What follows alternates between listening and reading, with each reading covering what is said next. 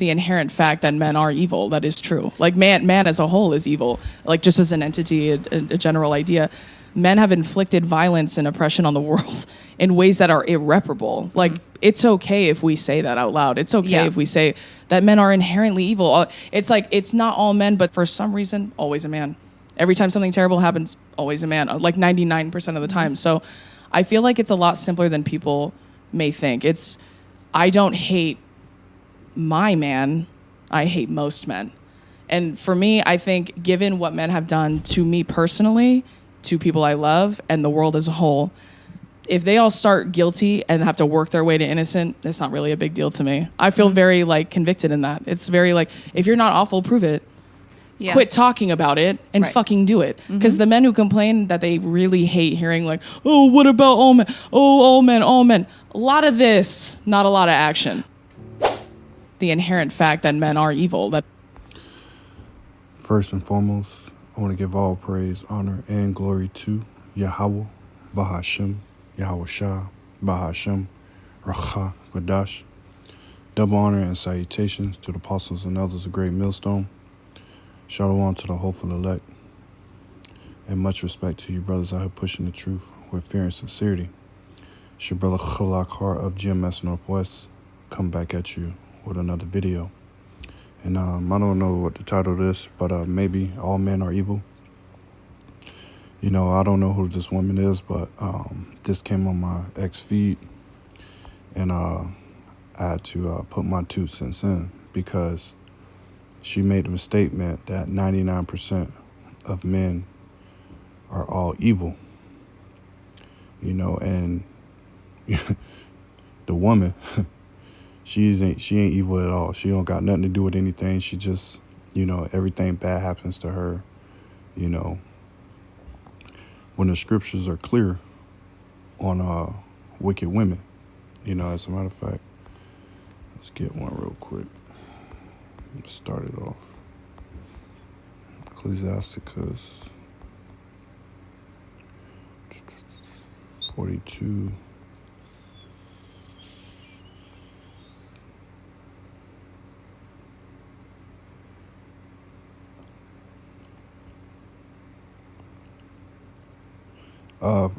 Sirach 42 and 13, it says, For from garments cometh a moth, and from women wickedness.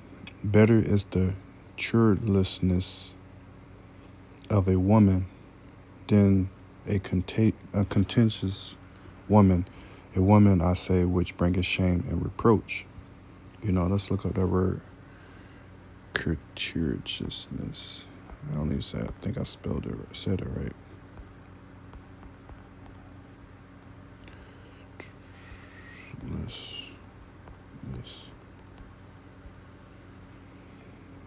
Being rude, surely, and unfriendly. It's a quality of behaving in a way that is disrespectful, unpleasant, and lacking in courtesy. Essentially, it describes a person's demeanor and behavior that is marked by boonerishness and a lack of grace. You know, so this is, and you can get that from that woman. Look at her look. Look how proud she looked. You know, that's a proud looking woman, you know, because she said that things that's happened to her and, you know, whatever, you know, that's all because of her wickedness, man.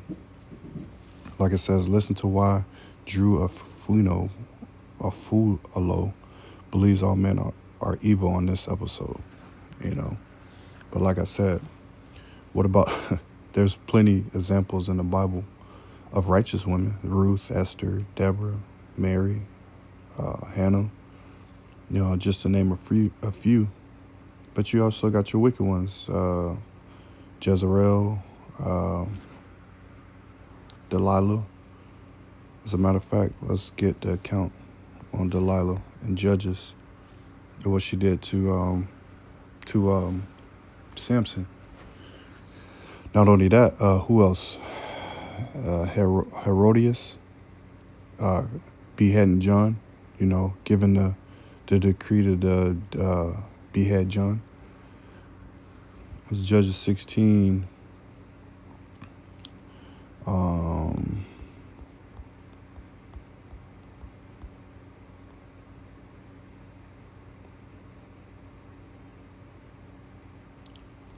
16, and I'm going to start at 17. I'm going to start in NLT. Now, if you don't know the account of Delilah and Samson, I believe he was in Gaza. He was in Gaza doing something, and he saw this Philistine woman, and he went into her, and he pretty much, he fell in love with her, and she thought to plot, to get money. She thought to get him captured and by the Philistine government or whatever, Philistine rulers at the time, and kill him pretty much. That goes into the account, and if you read up a little bit, but I'm gonna get straight to the point pretty much. I'm gonna start at 15. In the NLT, it says Judges 16 and 15. Then Adelia, pouted. How can you tell me I love you when you don't share your secrets with me? You've made fun of me 3 times now, and you still haven't told me what makes you so strong. So, off the bat, you really can't be telling the woman all your secrets, man. Everything that's about you. You got to keep some things to yourself, because women will use that against you, and you're gonna see in this in this story. Verse 16, she tormented him with nagging day after day until he was sick to death of it. So here is this Philistine woman, a woman of another nation, which there's nothing wrong with having a woman of another nation, but you can't make her, your wife. She's a concubine to you, and you have to treat her that way. But here it is. Samson like, man, I'm so tired of this. I'm just being facetious. I'm so tired of this bitch. She's just nagging all day. Like, just shut the hell up. Verse 17, it says, finally, Samson shared his secrets with her. My hair has never been cut, he confessed, for I dedicated to the Most High as a Nazirite from birth. And if you don't know what a Nazirite is no shaving the head, no eating of the vine, no touching carcasses, dead carcasses, animal or human. And you let your hair grow long. You don't cut it. It says, my strength will and you don't drink any strong drink, Salakia. My strength will leave me, and I will become as weak as anyone else. So here it is, Samson telling Adelia, that if you cut his hair, his strength will leave him. So Adelia realized he had finally told her the truth, so she sent for the Philistine ruler. Come back one more time, she said, because before this he did it 3 times. She was like, what can, tell me your secrets. And he kept pretty much, playing the fool, giving her the okie doke. It says, come back one more time, she said, for he has finally told me his secret. So the Philistine rulers returned with the money in their hands.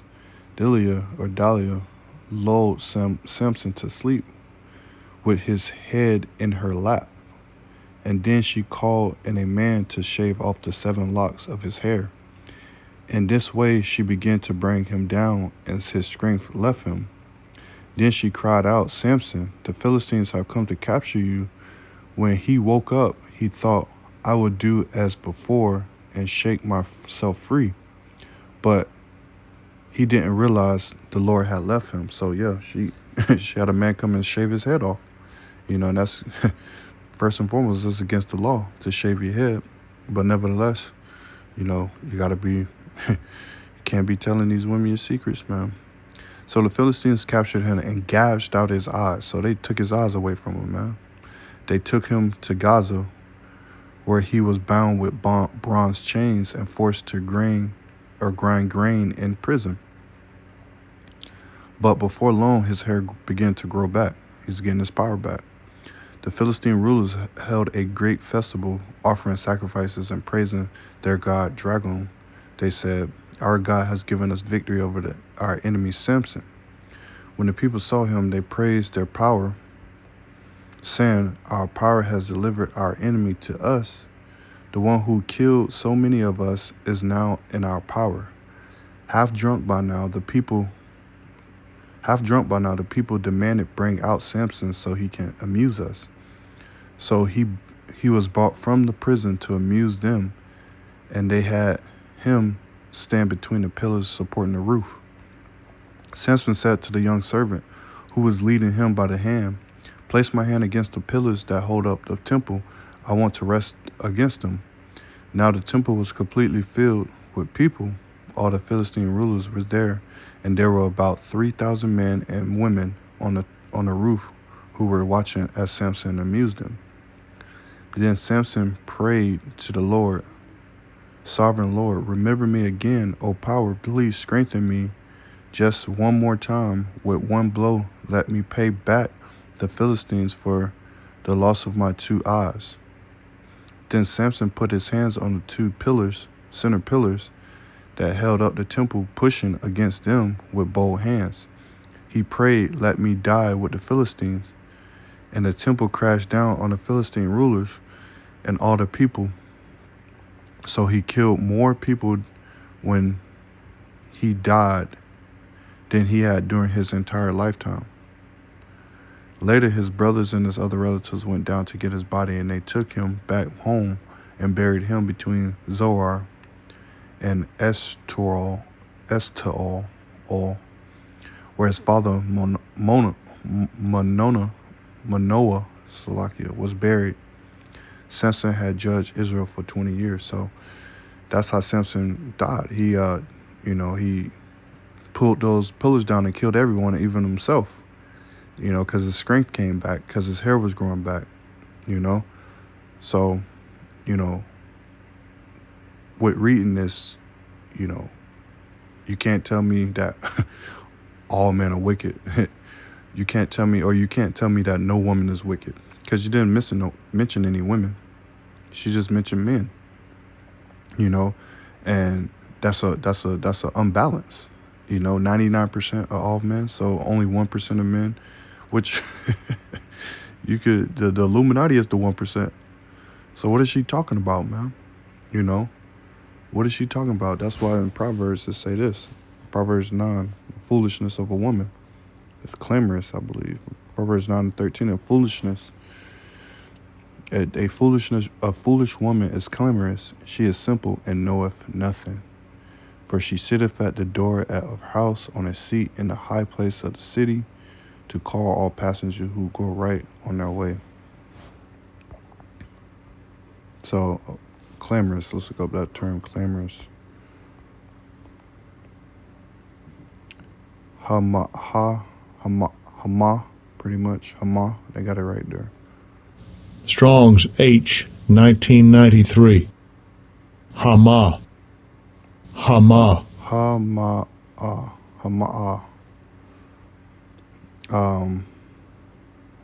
To murmur, to growl, to roar, to cry aloud, mourn, rage, sound, make noise, tumult, be clamorous, be disquieted, be loud, be moved, be troubled, be in an uproar.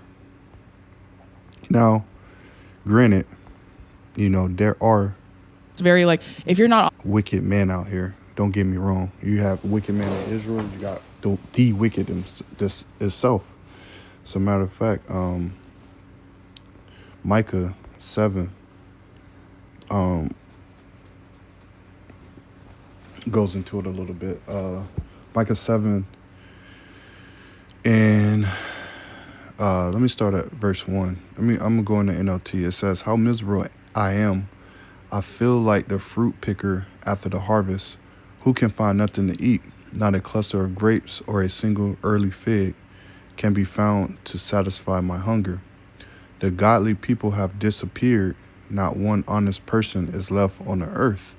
They all are murderers, setting traps even for their own brothers. And that's Esau Edom, man. He's a murderer. He was a murderer from the beginning. And now people can link to this too. You are your father, the devil. He was a murderer from the beginning. Not only Esau Edom, that spirit of Esau Edom, but our own people. We're reading the book of Maccabees right now, and you had Jason, going through the midst of Israel and killing them, persecuting them, because he was doing what the Greeks wanted him to do, So don't get me wrong. Yeah, we got wicked men, but you can't sit here and make a statement that says all men are evil. Like, bitch, fuck you. Excuse my French, but not all men are evil. Now, we definitely are, sinners and whatnot. We've sinned against the Heavenly Father. That's why the Heavenly Father has us in this predicament at the moment. But this moment is going to pass. So the men, the hopeful elect, the men, the 144,000, they're cleaning themselves up, and they're not they're not wicked. Their sins have been paid for, first and foremost, and they're not, on the earth practicing wickedness. We're of the hopeful elect. We're cleaning ourselves up. So as a matter of fact, let me get this real quick. Isaiah 5:20. It says, "Woe unto them that call evil good and good evil, that put darkness for light and light for darkness, that put bitter for sweet and sweet for bitter. Woe unto them that are wise in their own eyes and prudent in their own sight. Woe unto them that are mighty to drink wine and men of strength to mingle strong drink." So woe to them that are wise in their own eyes and prudent in their own sight. This is, you calling evil good and good evil, Going back to Micah 7, you can't sit here and make a statement like that. That's a false balance. The Lord don't deal like that. The Lord deals in a balance. So for you to sit here and claim that, all men are evil, that's just going off. That's not true. Not only that, look at Eve. Eve ate the Eve ate the apple. That's the demon. Eve took that apple, man. Took on the knowledge, wisdom, and understanding on the left hand side. And brought sin into the world. As a matter of fact, Salakia, Sirach 25. Sirach 25 and where is it? Sirach 25 and 24. It says, "Of the woman came the beginning of sin, and through her we all die." Point blank, period. Straight to the point. Through the woman becomes all sin. So to say that every man is evil, that's a cap. Your lifetime of hats, because you always be capping. Micah 7:1. "How miserable am I? I feel like the fruit picker after the harvest. Who can find nothing to eat? Not a cluster of grapes or a single early fig can be found satisfying my hunger. The godly people have disappeared. Not one honest person is left on the earth. They are all murderers, setting traps even for their own brothers." Yeah, we like I said, we read about that in Second Maccabees, I think. One of the maybe the fourth chapter. Both their hands are equally skilled at doing evil. Officials and judges alike demand bribes. The people with influence get what they want, and together they scheme to twist justice. The wicked's doing that. Even our people, man, our people are more wicked than the wicked.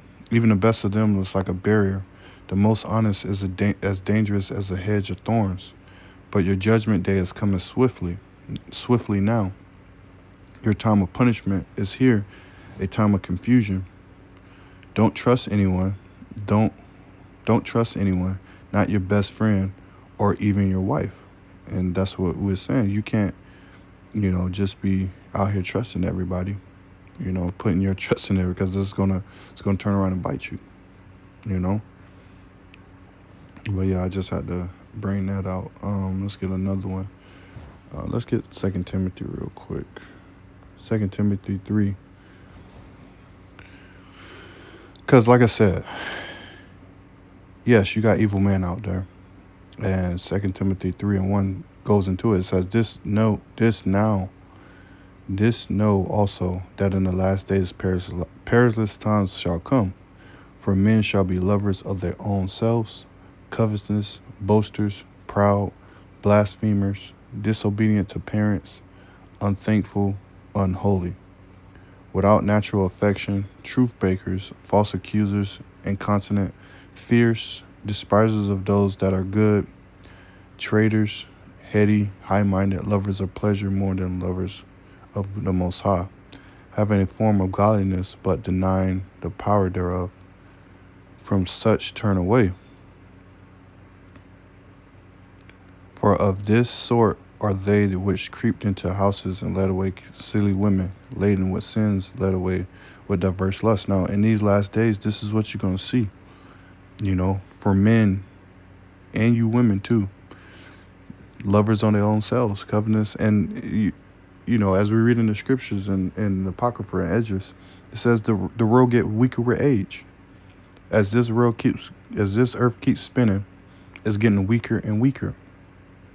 So everybody pretty much bugged out if you don't have Yahweh B'Shem Yahushua, if you ain't trying to clean yourself up, you're likely to fall into one of these categories that Apostle Paul is talking about. To the letter to Timothy. Any of these, man. So at the end of the day, everybody's, got some wickedness, but again, to go on the radio waves, the internet, and boast something like that is just blasphemy, First Esdras 4:37 says, wine is wicked, the king is wicked, women are wicked, all the children of men are wicked, and such are all their wicked works, and there is no truth in them. In their unrighteousness also they shall perish. So, wine is wicked, the king is wicked, women are wicked. Again, she ain't say nothing about the women being wicked. She just claimed about the things that's happened to her, She said her man is all right. Well, she, specifically saying he wicked too. If you want to be honest, these women, man, if you don't have a woman after Yahweh B'Shem Yahushua, which is after you, if you're not after Yahweh B'Shem Yahushua, then that woman is wicked, man. She's wicked. She's not calling on the names of Yahweh B'Shem Yahushua. She is wicked. Now, granted, some brothers do got women that probably don't believe, but by your actions, she's going to be saved because she's going to have to believe that when society crumbles, when everything goes to shit, when everything come crashing down, she's going to have to believe in something, Let's get one more scriptures. I wanted to get the account of Herod, Mark the 6th chapter in the gospel. Mark 6, and because it's talking about beheading of John.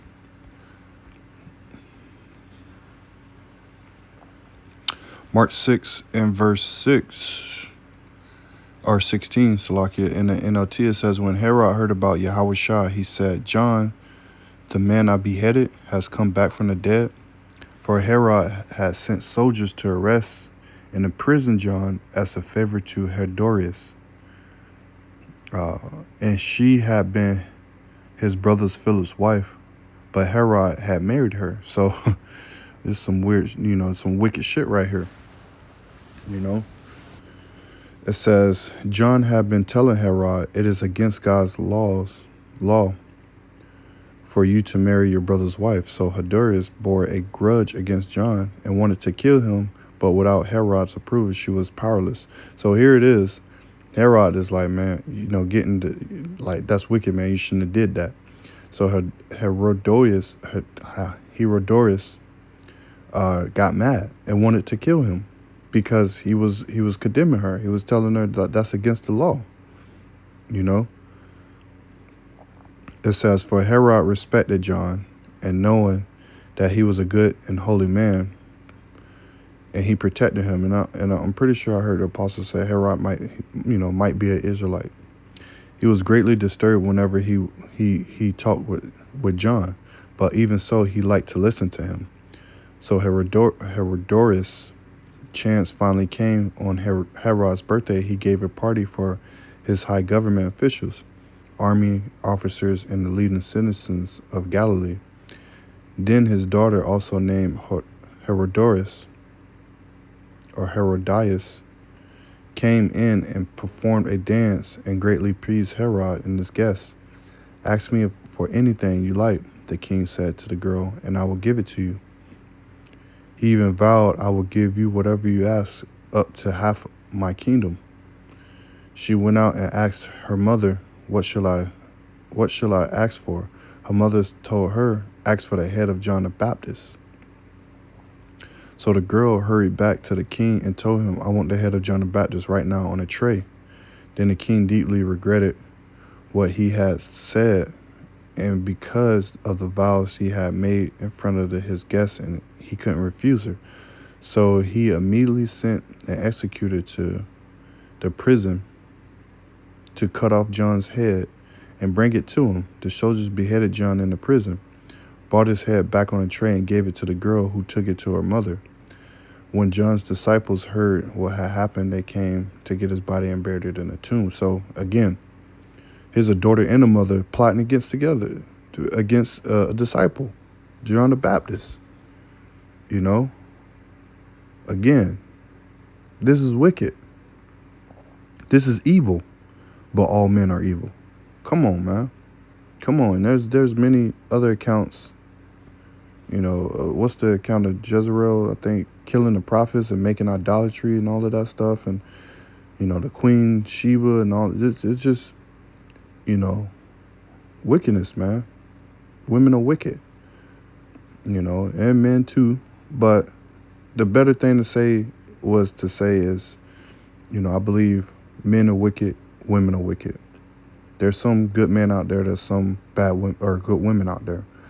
But as society goes on, it looks like more and more people getting wicked because we're in the end days, we're in the end times. You know, like the scriptures say, the love of many shall wax cold, right? I believe that's, hold on. I think it's 12. Yeah, 12. And because iniquity shall abound, the love of many shall wax cold. And NLT, it says sin will be rampant everywhere, and the love of many will grow cold.